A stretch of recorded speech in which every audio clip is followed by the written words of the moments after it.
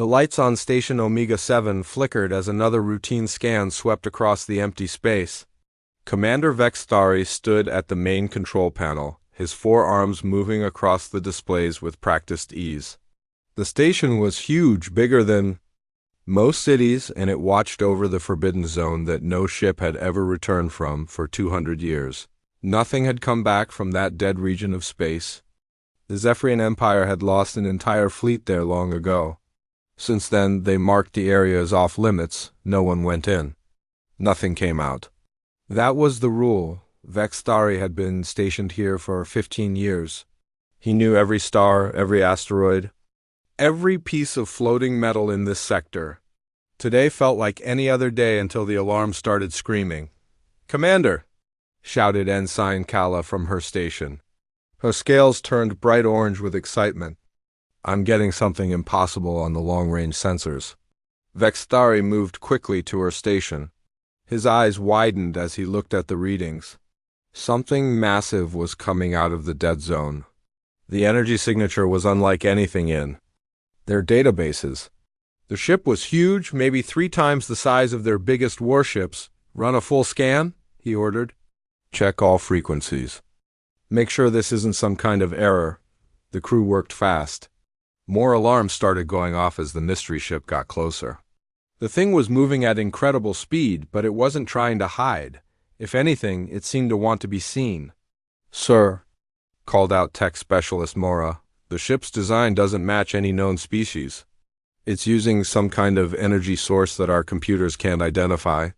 The power output is off our measurement scale." Vextari felt a chill run down his spine. In all his years of service, he had never seen readings like this. The ship was bigger and more powerful than anything the Empire had ever built. But it looked wrong somehow. The design was rough, angular, like someone had built it in a hurry without caring about how it looked. "Any weapons active?" he asked. "Negative. Sir, no weapons locked on us, but Sir ... Mora paused, looking confused. "I'm detecting weapon systems that I don't understand. The energy patterns are completely alien." The mystery ship was now close enough to see on the visual displays. It was massive and dark, covered in strange markings. The hull looked like it had been through many battles. Scars and dents covered the surface, but somehow the ship still looked strong and dangerous. "Commander," Ensign Kala called out, "we're receiving a transmission." "Put it through," Vextari ordered, static filled. The air, then a voice spoke in broken galactic standard. The accent was strange, unlike anything in the Empire's language files. "This is the UES Indomitable. We come in peace. We seek safe passage to the nearest inhabited system." The bridge fell silent. Everyone stared at the speakers. After 200 years of silence from the dead zone, something was finally talking to them. "UES?" whispered Mora. "What does that mean?" Vextari didn't know. He had never heard those letters before. The ship's name didn't match any known language patterns in the galactic database. "Unknown vessel," Vextari spoke into the communicator. "This is Commander Vextari of the Zephyrian Empire border station. Omega-7, you are approaching from a restricted zone. State your species and origin." The response came quickly. "Commander, this is Captain Sarah Chun of the United Earthship Indomitable. We represent humanity. We have been in the restricted zone for 2 centuries. We wish to return to galactic society." Vextari's blood turned cold. Humanity? He had never heard of such a species. And they claimed to have been in the dead zone for 200 years? That was impossible. Nothing could survive in that region of space. "Captain Chun," he said carefully, "our records show no species called humanity. The zone you claim to come from is a graveyard. Nothing has ever returned from there." "We understand your confusion, Commander. We have much to explain." "May we approach your station? We have no hostile intent." Vextari looked around his bridge. His crew was staring at him, waiting for orders. Protocol was clear. Any unknown ship approaching from the restricted zone should be destroyed immediately. But this ship was enormous and clearly more advanced than anything they had. If it wanted to attack, it probably could have done so already. "Mora," he said quietly, Send an emergency signal to Fleet Command. Tell them we have a situation that requires immediate attention. Already done, sir, Morrow replied. High Command is sending Admiral Vekmar with a battle group. They should arrive in 6 hours. 6 hours. Vekstari hoped the mystery ship would wait that long. He looked at the massive vessel on his screen. It was just sitting there, not moving. Closer, not backing away, waiting. Captain Chun, he said into the communicator, we are contacting our superiors. Please maintain your current position until they arrive. Understood, Commander. We will wait. We have waited 200 years. A few more hours will not matter. The next few hours were the longest of Vekstari's career. He ordered his crew to run continuous scans on the human ship. The results were disturbing. The vessel's technology was clearly more advanced than anything the Empire possessed. Its energy shields were stronger than a battle station's. Its engines produced power levels that should have been impossible, but strangest of all were the life signs aboard the ship. The scans showed thousands of beings, but their biological patterns were unlike anything in the Empire's files. They seemed fragile, almost primitive compared to the other spacefaring species. No natural armor, no enhanced strength, no psychic abilities. How had such weak creatures built such an incredible ship? Sir, Ensign Kala reported, I'm picking up more ships coming out of the dead zone. Vekstari's heart stopped. More ships? The display showed 3 smaller vessels following the Indomitable. They were still huge by Empire standards, but tiny compared to the flagship. Captain Chun, he called out, we detect additional vessels approaching. Please explain. Those are escort ships, Commander. We do not travel alone in dangerous space. But do not worry. They are under my command and will follow my orders. Escort ships, that meant this wasn't just one lost vessel. This was a fleet, a civilization. These humans had not just survived in the dead zone. They had built ships, organized fleets, created a society. When Admiral Leshmaga's fighter group finally arrived, Vekstari felt both relief and worry. The Admiral was a veteran warrior, but he had never faced anything like this. The human ships sat calmly in space, waiting while the Empire's finest warships took defensive positions around them. Commander, Admiral Vekmar's voice came over. The communication system, report on the situation. Sir, we have contact with an unknown species calling themselves humans. They claim to have spent 200 years in the restricted zone. Their technology appears to be far in advance of our own. There was silence on the channel. Then the Admiral spoke again, his voice tight with disbelief. Did you say they've been in the dead zone for 2 centuries? Yes, sir, and sir, I believe. They're telling the truth. Vekstari looked at the massive human ship on his screen. Whatever these humans were, wherever they had really come from, one thing was certain. The galaxy was about to change forever. High Admiral Vekmar stood on the bridge of his flagship, the Crusher of Worlds. He was the Empire's most decorated warrior, a legend who had conquered 12 star systems and brought down 3 rebellions. His massive frame towered over his crew, his natural armor plates gleaming under the bridge lights. He had come here expecting to deal with a minor problem. Instead, he faced something that made no sense. The human ship called Indomitable floated in space before his battle group. Even surrounded by the Empire's finest warships, it looked dangerous. The thing was enormous, easily twice the size of his own flagship. Its dark hull was covered in scars and strange markings that hurt to look at for too long. Admiral, reported his sensor officer, I'm reading power levels that shouldn't be possible. That ship could probably destroy our entire battle group. Vekmar's jaw tightened. He had brought 8 heavy cruisers and 2 dreadnoughts. It was enough firepower to level a planet. But if the readings were correct, the human ship outgunned his entire fleet. Any sign of weapons charging? He asked. Negative, sir. All their weapon systems appear to be offline. But Admiral ... I can detect at least 40 separate weapon batteries. Some of them are using energy types our computers don't recognize. Vekmar stared at the human ship. Who were these creatures? How had they built something so powerful? And why were they just sitting there, waiting? Incoming transmission from the human ship, announced his communications officer. Put it through.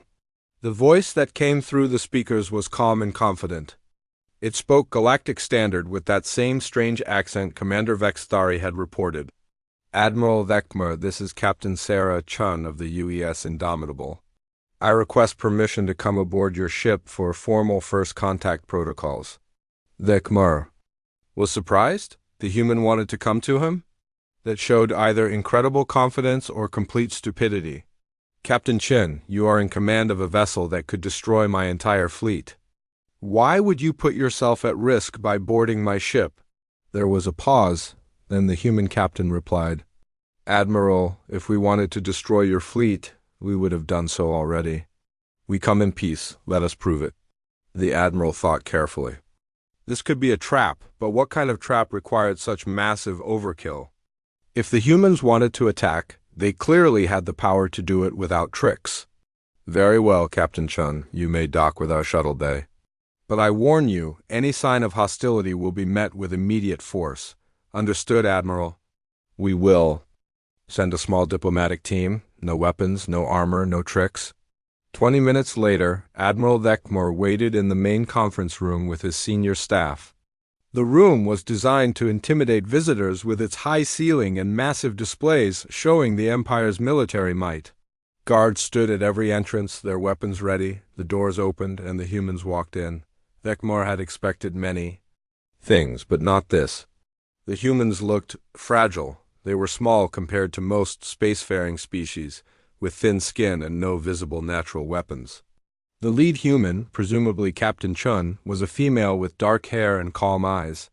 She wore a simple uniform with no armor underneath. Admiral Vekmer, she said, offering what appeared to be a greeting gesture. Thank you for agreeing to meet with us. The Admiral studied her carefully. His species could read emotions through chemical sense, but the humans gave off nothing. He could understand. It was like they were blank to his senses. Captain Chun, he replied formally, you represent a species unknown to our databases. You claim to have survived for 2 centuries in a region of space that has destroyed every expedition sent into it. Explain. Captain Chun sat down without being invited, which surprised him. Most species showed proper deference to Zephyrian military. Power. The humans seemed completely unafraid. 200 years ago, she began, a human colony fleet was forced to take refuge in what you call the Forbidden Zone. We found the wreckage of many civilizations there. Ancient races that had fallen to war, plague, or simple bad luck.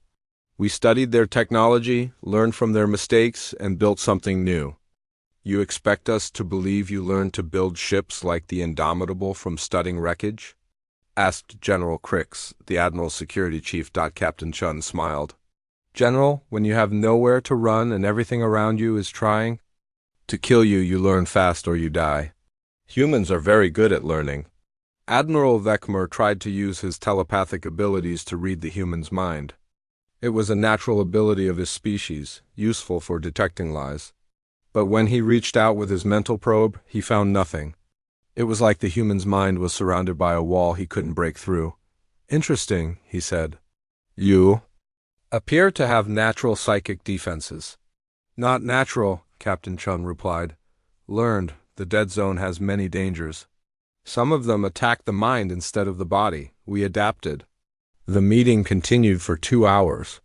Captain Chun answered every question calmly and directly. She explained how humans had found the ruins of dozens of extinct civilizations, how they had learned to combine technologies in ways the original builders never imagined, how they had turned necessity into innovation. But what disturbed Admiral Vekmer most was how ordinary she seemed. This human didn't look like a master of advanced technology. She looked like she could be broken by a child of any of the Empire's warrior races. Yet she commanded a ship that could probably conquer star systems. Captain, he said finally, we have protocols for first contact situations. Your ship will need to be escorted to our capital world where the Imperial Council will decide your species' status. We understand, Captain Chun replied. We're willing to follow your procedures. However, the Admiral continued, given your ship single quotes S capabilities, some of my officers are concerned about allowing you to approach our core worlds. General Crix leaned forward. What assurance can you give us that this isn't some kind of invasion? Captain Chen looked directly at the general. For a moment, something flickered in her eyes. Something that made the hardened warrior shift uncomfortably in his chair. General, she said quietly, if humanity wanted to invade the Empire, you would already be conquered. We've been watching your border for 50 years. We know your fleet positions, your technology levels, your political structure. We could have taken everything without you ever knowing we existed. The room fell silent. The human's words were delivered without threat or anger, just simple fact. And somehow that made them more terrifying than any battle cry. But we don't want conquest, Captain Chun continued, her voice returning to its calm tone. We want trade, knowledge exchange, peaceful coexistence. The galaxy is big enough for all of us. Admiral Thekmar felt a chill run through his body. The human was right. If they had been watching the Empire for decades, if they had technology this advanced, they could have attacked at any time. The fact that they chose diplomacy instead said something important about their intentions. Very well, he said. Your ship will travel with my battle group to Zephyria Prime. The journey will take 8 days. During that time, I hope we can learn more about each other. I look forward to it, Admiral, Captain Chun replied, standing up. Oh, and Admiral, you might want to upgrade your sensor arrays. Our escort ships have been scanning your fleet since we arrived. Your current technology leaves some significant blind spots. As the humans left the conference room, Admiral Thekmar sat in stunned silence. The human captain had just casually revealed that they had been studying his ships without him knowing it. Worse, she had offered to help improve his defenses. Sir, whispered General Crix, what do we do if they're lying? What if this is all an elaborate deception? Admiral Thekmar looked out the viewport at the massive human ship. General, if they're lying, then we're already dead and just don't know it yet. Let's hope they're telling the truth about wanting peace. As the combined fleet prepared to depart for Zephyria Prime, Admiral Thekmar couldn't shake the feeling that everything was about to change. The Empire had always been the strongest force in this region of the galaxy. Now they had met something that made them look like children playing with toys. The humans claimed they came in peace.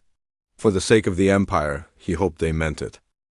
The fleet had been traveling for 3 days when the first strange thing happened. Admiral Thekmar was in his ready room reviewing reports when the alarm sounded. He rushed to the bridge to find his crew in confusion. What's the situation? He demanded. Sir, reported his tactical officer, we're detecting multiple ships approaching fast. Pirates, by the look of their formations, at least 20 vessels. Admiral Thekmar looked at the tactical display. The pirate ships were moving in attack formation, clearly planning to hit the convoy. It was bold, even for pirates, to attack an Imperial battle group, but the presence of the mysterious human ships might have made them think the fleet was weakened. All ships, battle stations, he ordered. Prepare to engage. Admiral, came Captain Chun's voice over the communication system, we're reading the incoming hostiles. Do you require assistance? Thekmar almost laughed. The human ship was massive, but he had 8 warships of his own.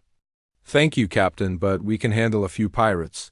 Understood, Admiral. We'll observe. The pirate ships opened fire first, their crude weapons sending energy bolts toward the Imperial fleet. Thekmar's ships responded with disciplined volleys from their main batteries.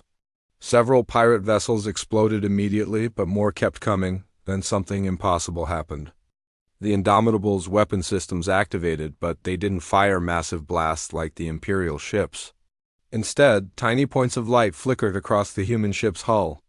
Each point of light reached out and touched a pirate ship. Each pirate ship simply vanished. In less than 10 seconds, 15 pirate vessels were gone. Not destroyed in explosions, not torn apart by energy beams.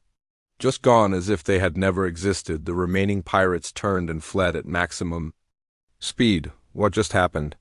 whispered Thekmor's tactical officer. The admiral stared at the empty space where the pirate ships had been. "Captain Chun, what was that weapon?" "Precision particle disintegrators, Admiral. We don't like to use weapons that create debris fields. Space is dangerous enough without adding more floating wreckage." Thekmor felt cold. The humans had just casually erased 15 ships without even seeming to try. Their weapons were so advanced that they could make targets disappear completely.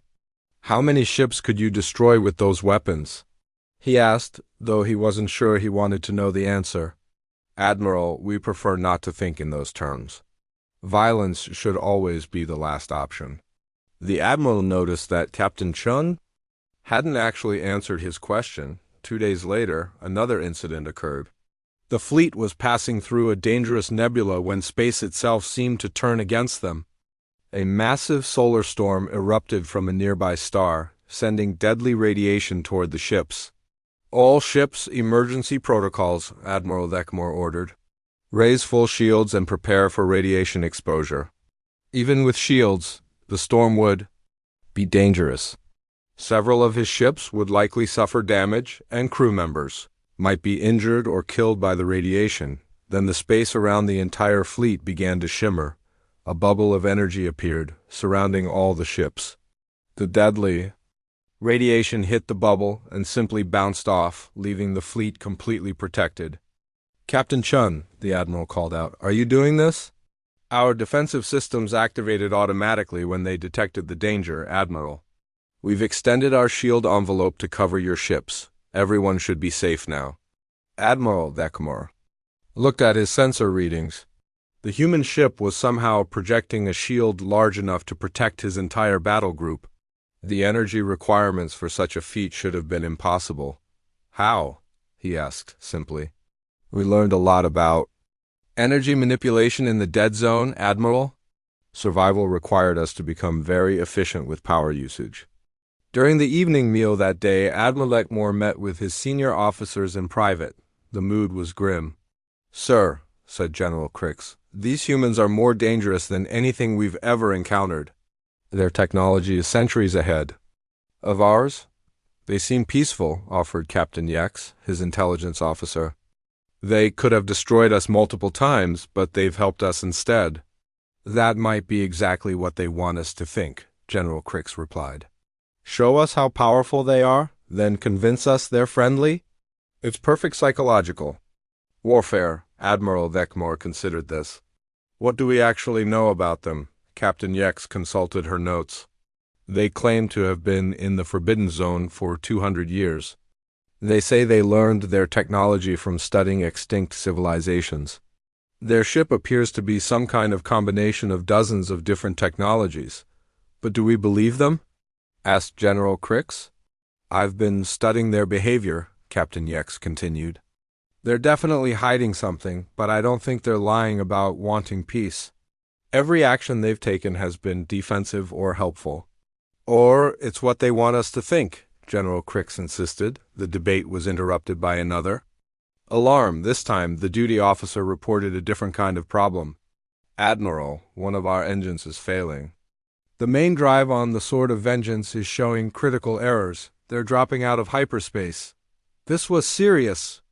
A ship with a failed drive would be left behind, vulnerable to any threats in the area.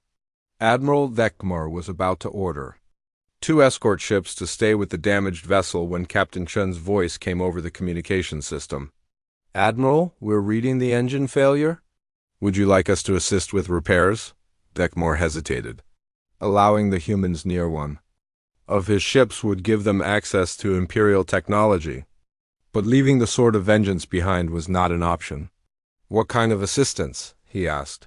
"We can send a repair team over. Our engineers are familiar with many different drive systems." An hour later, Admiral Thekmor watched through the view screen as a small shuttle left the human ship and docked with the Sword of Vengeance. The human repair team consisted of only 3 people, and they carried what looked like simple tool cases. "Admiral," reported the captain of the damaged ship, "the humans say they've found the problem. They're asking permission to replace some components." "What kind of components?" Sir, they say our current drive system is inefficient and prone to failure. They want to install what they call stabilization modules that will make the engine run better. Admiral Thekmer felt trapped. He could refuse and leave the ship behind, or he could let the humans modify Imperial technology with unknown devices. Do it, he decided. 2 hours later, the Sword of Vengeance was not only back online, but running better than it had in years. The human modifications had somehow made the engine 30% more efficient. Captain Chun, Admiral Thekmer called. What exactly did your people do to our ship? Basic improvements, Admiral. Your technology is solid, but it could be more refined.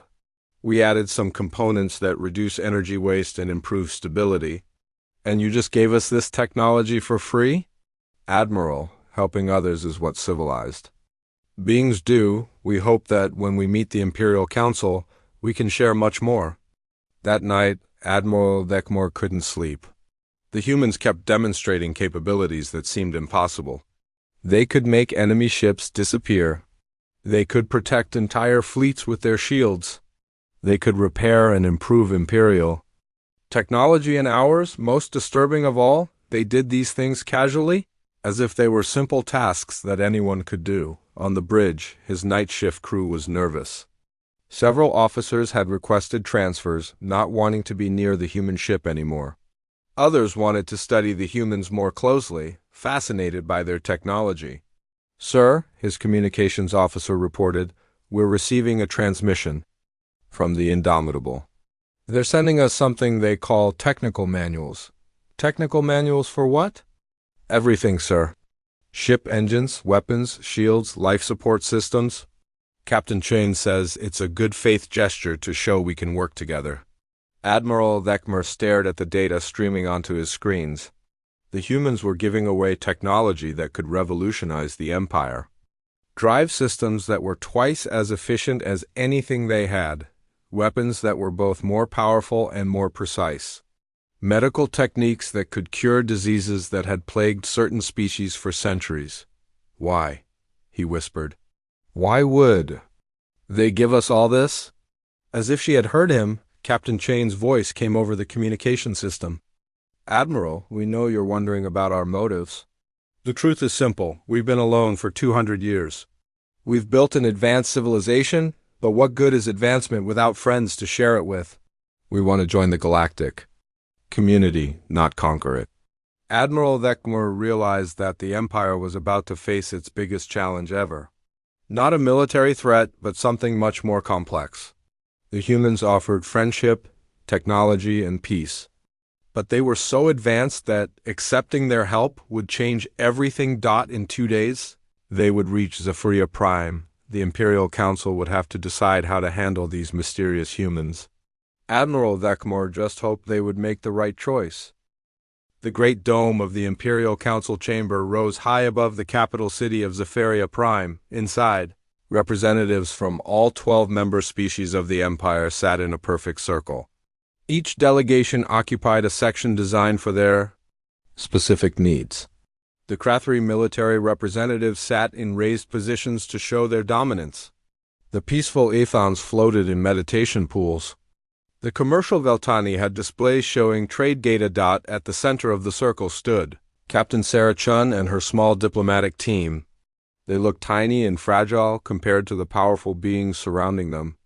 The humans wore simple uniforms with no weapons or armor. Yet everyone in the chamber knew these small creatures commanded technology that could destroy worlds. High Counselor Dextarn, leader of the Zephyrian Empire, opened the session. His ancient voice echoed through the chamber. We are here to decide the fate of the species called humanity. They request membership in our empire. They offer advanced technology and peaceful cooperation, but they also represent an unknown factor that could change everything we know.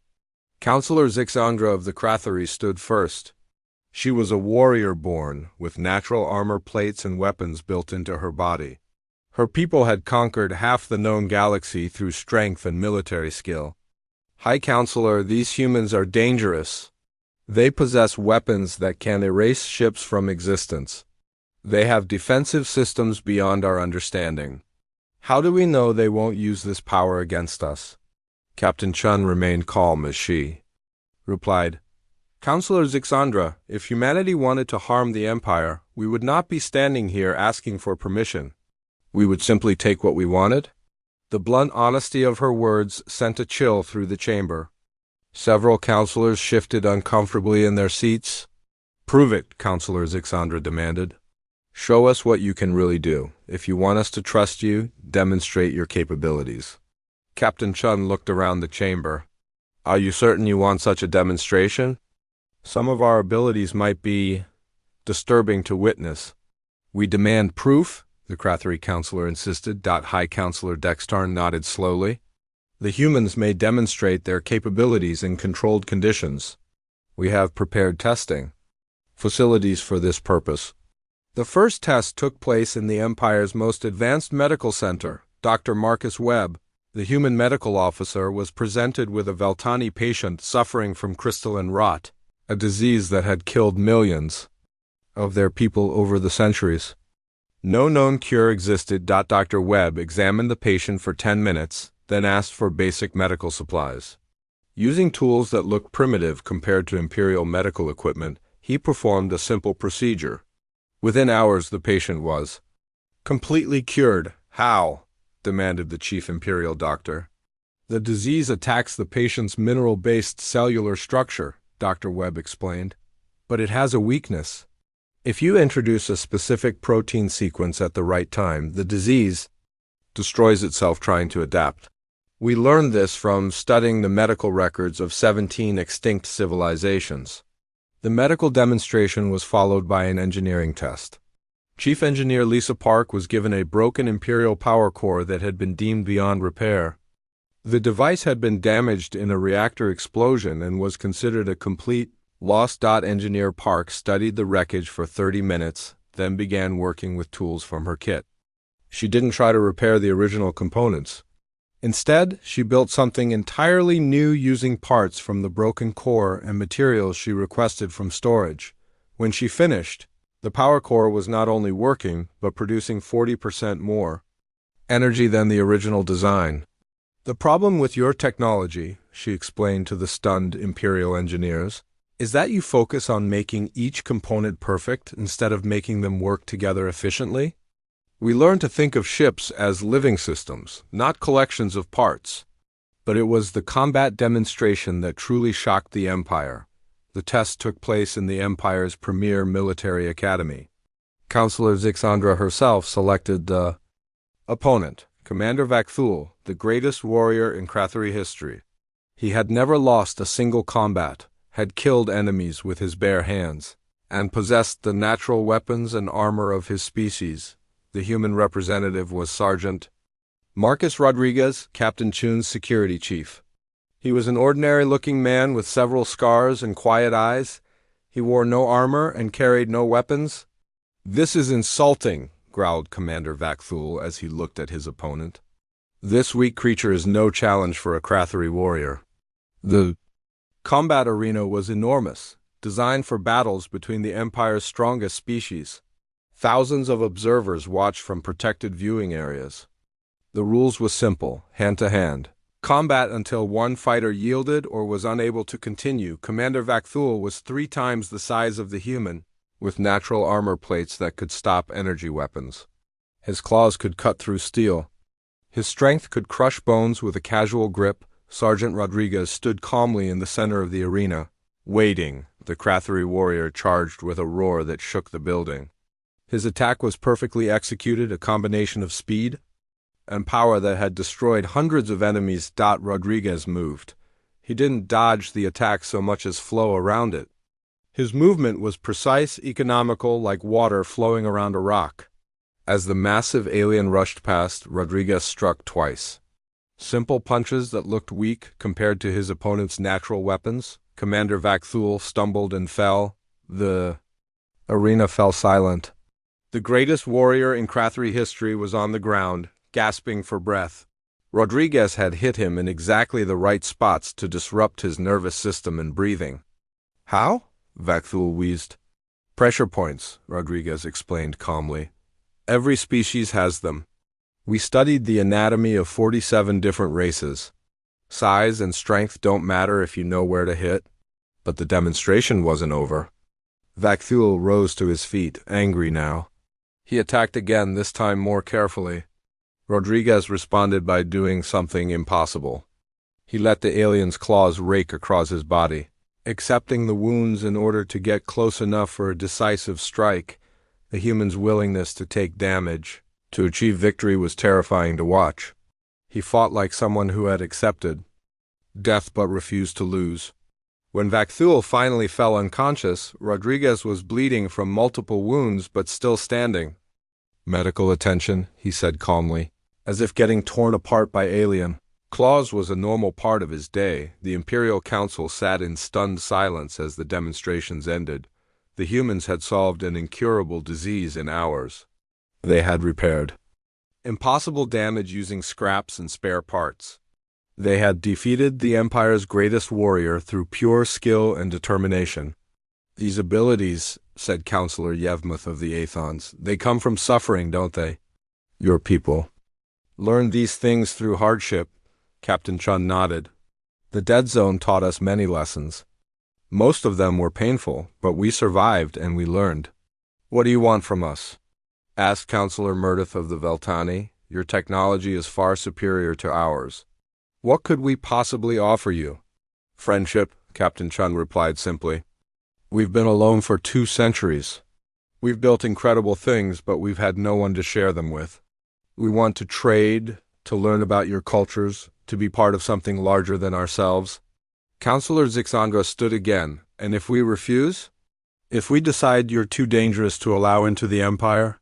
Captain Chin looked directly at the Krathari warrior.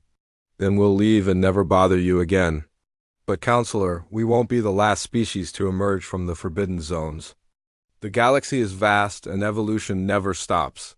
Someday you'll encounter something that doesn't want friendship." The implication was clear. The humans offered partnership and protection, but they wouldn't force it on anyone. "We need time to discuss this," announced High Counselor Dextarn. "The Council will deliberate and reach a decision within 3 days."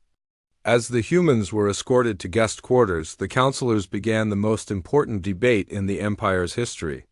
They had seen what humanity could do. Now they had to decide what it meant. Outside the chamber, alarms began to sound. Something was approaching from deep space, something that would force the Empire to make their decision much sooner than planned. The emergency klaxon screamed across Zephyria Prime as Admiral Vekmur rushed into the Imperial Council chamber. His face was pale with fear, and his normally steady voice shook as he spoke. "High Counselor, we have a massive emergency." Long range sensors have detected a void Leviathan approaching the system. The chamber erupted in panic. Several counselors immediately stood to leave. Others began shouting orders to their aides. The void Leviathans were the stuff of nightmares, ancient creatures from the dark spaces between galaxies. They were bigger than moons and fed on entire star systems. "How long do we have?" demanded High Counselor Dextarn. 6 hours until it reaches the outer planets, Admiral Vekmur replied. 12 hours until it reaches the capital world. Captain Chun stepped forward calmly. "High Counselor, humanity offers its assistance in dealing with this threat." Counselor Zixandra laughed bitterly. "Captain, we appreciate the offer, but you don't understand. 3 void Leviathans have attacked the Empire in the past 2,000 years. Each time, we threw everything we had at them. Entire fleets, planet-killing weapons, antimatter bombs. Nothing worked. We lost hundreds of ships and millions of lives just slowing them down. How did you finally stop them?" Captain Chun asked. "We didn't," Admiral Vekmur admitted. "They left on their own after consuming several planets. We assumed they got full and moved on to find more food elsewhere." Captain Chun nodded thoughtfully. "We've encountered similar creatures in the Dead Zone. They're dangerous, but they have weaknesses." "Impossible," Counselor Zixandra snapped. "These things are pure destruction. They eat energy, matter, even light itself. Nothing can hurt them." "With respect, Counselor, everything can be hurt if you know how." High Counselor Dextarn raised his hand for silence. The old leader's eyes were filled with desperate hope. Captain Chun, if humanity has any way to help, we will be forever in your debt. We'll need complete tactical command of the defense. Captain Chun said, Your ships will have to follow our orders without question. The request caused another uproar. Admiral Vekmer stepped forward, his pride wounded. Captain, I have commanded fleets for 40 years. I cannot simply hand over control to an alien species. Admiral, Captain Chun replied gently, in 6 hours your experience won't matter if we're all dead. Will you trust us? High Counselor Dextarn made the decision. Captain Chun, you have full command authority. Admiral, relay the order to all Imperial forces. 3 hours later, the combined human and Imperial fleets moved into defensive positions around Zephyria Prime. The Void Leviathan was visible now, a massive dark shape that seemed to absorb light. It was easily the size of a small moon, covered in writhing tentacles that reached out for thousands of kilometers. All ships, this is Captain Chun, came the calm voice over the fleet communication system. The creature feeds on energy. Do not fire your main weapons until I give the order. Repeat, no energy weapons. Admiral Vekmer watched from his bridge as the human plan unfolded. The Indomitable moved forward alone, directly toward the massive creature. It looked like a tiny insect, approaching a giant predator. Captain Chun, he called out, what are you doing? Getting its attention, Admiral. The Void Leviathan sensed the approaching ship and turned toward it. Its massive tentacles reached out, trying to grab the human vessel. But the Indomitable moved like a dancer, weaving between the attacks with impossible grace. Now, Captain. Chun's voice came over the communication system. All Imperial ships target the creature's feeding appendages with kinetic weapons only. Physical projectiles, not energy beams. The Imperial fleet opened fire with their secondary weapons. Solid metal projectiles slammed into the creature's tentacles. The Leviathan roared, a sound that could be heard even in the vacuum of space. It's working, Admiral Vekmer said in amazement. The kinetic weapons are actually hurting it. Energy feeds it, Captain Chun explained as her ship continued its deadly dance. But physical matter disrupts its cellular structure. We learned this from studying the remains of creatures that died in the dead zone. The battle continued for an hour. The Imperial ships poured kinetic fire into the Leviathan while the human ship led it on a chase through the outer system. Slowly, the creature began to weaken. Its movements became sluggish, and its tentacles moved more slowly. Phase 2, Captain Chun announced. All ships, prepare for a precision strike. Target the creature's core brain cluster. How do you know where that is? Admiral Vekmer asked. We've dissected 3 of these things over the past century. The brain is always in the same location, protected by the main body mass. The human ship suddenly changed course, diving directly toward the Leviathan's center. The creature's remaining tentacles lashed out, but the Indomitable's shields held. At the last second, the ship fired a single, concentrated beam directly into a spot. That looked no different from the rest of the creature's hide. The Void Leviathan convulsed once, then went completely still. Its massive body began to drift lifelessly through space. Impossible, whispered Counselor Zixandra from the council chamber. They actually killed it. The fleet returned to Zephyria Prime as heroes. But Admiral Vekmer found himself deeply troubled by what he had witnessed. The humans hadn't just defeated the Leviathan. They had made it look easy. Captain Chun, he asked during the post-battle meeting, how many of those creatures have you actually fought? 7 over the past 2 centuries, she replied. The dead zone is their breeding ground. We had to learn to deal with them or find a new home. And you won every time? We lost some ships in the early encounters, but yes, we learned to win. The Imperial Council convened for their final decision that evening. The debate was brief. The humans had just saved the Empire from certain destruction. The vote was unanimous. Captain Chun, announced High Counselor Dextarn, humanity is hereby granted full membership in the Zephyrian Empire. We welcome you as equals and allies. But privately, many of the counselors knew the truth. The humans weren't joining as equals. They were clearly the dominant species now. The Empire would have to adapt to this new reality. Thank you, High Counselor, Captain Chen replied. We look forward to a long and peaceful partnership. Over the following months, human technology began to transform the Empire. Ships became faster and more efficient. Diseases that had plagued various species for millennia were cured.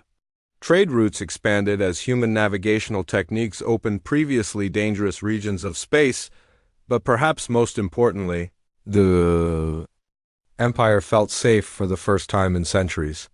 With humanity as an ally, threats that had once seemed impossible to defeat became manageable problems. Admiral Vekmore stood on the bridge of his flagship, now equipped with human-designed improvements. His sensors were more sensitive, his engines more efficient, his weapons more precise. The ship was still recognizably Zephyrium, but it was better in every way. Admiral, his communications officer reported, we're receiving a distress call. From the Outer Rim, pirates have attacked a civilian convoy. Set course to intercept, Vekmore ordered. And send a message to Captain Chun. Tell her we have a situation that might require human assistance. Already done, sir, the officer replied. She says the Indomitable will meet us there. Admiral, Vekmore smiled. The galaxy was a dangerous place, full of threats and mysteries. But for the first time in his career, he felt confident about facing those dangers. The Empire had found the ultimate allies. Captain Chun stood on the bridge of the Indomitable, looking out at the stars. The long isolation was finally over. Humanity had found its place in the galactic community. They had proven their worth not through conquest, but through protection and cooperation. Captain, her first officer reported, we're receiving messages from 17 different species requesting meetings. They all want to establish diplomatic relations with humanity. Schedule them all, Chun replied. The galaxy is big enough for everyone. As the human and Imperial fleets jumped to hyperspace together, a new age began. The Empire was in shock no longer. They had learned to embrace the future, and that future included humanity as its guardians. The galaxy would never be the same.